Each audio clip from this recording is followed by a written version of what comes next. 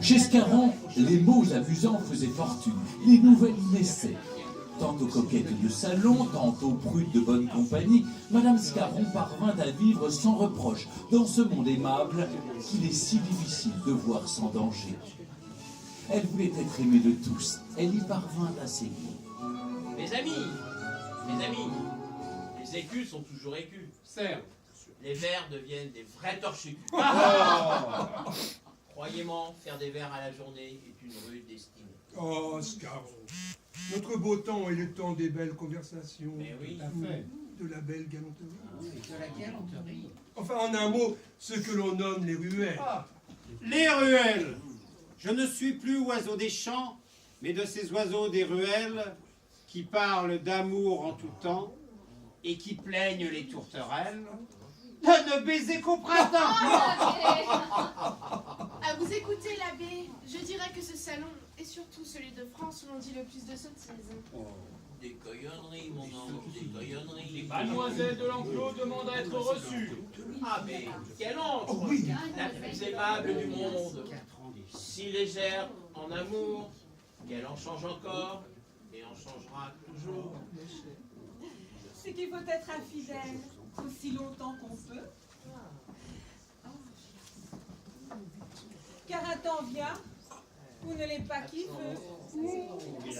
Vous aimez, on ne peut vaincre sa destinée. Par un charme fatal, vous fûtes deux entraînés. Les dieux même. Oui, les dieux. En on a un peu les cimes. On brûlait quelquefois de feux illégitimes. C'est la belle ouvrage. Monsieur Racine nous en donne une lecture lors d'un après-dîner chez Mademoiselle de Chambéry. Dans ma religion, il n'y a qu'un péché. Lequel? L'ennui. Vous l'ennuyez? Monsieur l'ennui. Un péché que l'abbé ne connaît pas encore. La fidélité est l'art de ne pratiquer l'adultère que par la pensée. Notez que jamais personne n'a établi sa réputation en ce divertissement. C'est donc vous, la souveraine de ce salon? Voyons ces yeux dont on parle tant. On dit dans tout Paris que vous avez profité de mon absence pour vous marier, mon petit Scarron. Quel petit beau, ce Scarron! Mais je vous pardonne vos trahisons en faveur de votre choix qui ne me paraît pas mauvais. Oh. Deux abyssins, de grands yeux assassins, à grands traits, couleur de jet, donnent de l'amour à toute la cour. Et ces deux noirs tyrans n'ont pas encore vaincu. Bravo, maréchal! Vos beaux yeux, madame. On fait dans le marais plus de blessés que toutes les campagnes de Flandre. Votre réputation doit être sans tache. Lorsque je serai mort, elle sera votre seul bien. Après 8 années de mariage, en 1660, Scarron mourut. Françoise avait 25 ans.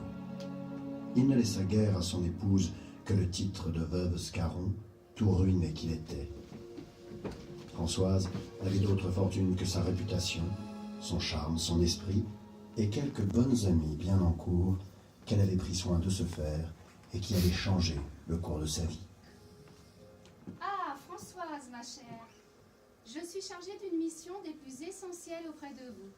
Notre amie Athénaïs, la marquise de Montespan, souhaiterait que vous preniez soin de l'enfant qu'elle vient d'avoir en secret avec le roi. Moi? Mais pour quelle raison me ferait-on cette sorte d'honneur si singulier? Notre belle dame pense que personne n'est plus propre que vous pour un ouvrage si délicat. Elle connaît votre esprit, votre vertu et la parfaite discrétion dont vous usez quand on vous met dans un secret. Songez d'ailleurs que vous ne perdez rien à vous charger de l'enfant. On gagne toujours à servir le roi, dans quelque emploi qu'on soit. Cela fut vrai. J'acceptai et devins la gouvernante des bâtards du roi et de la Montespan. Le destin mêle les cartes et nous jouons.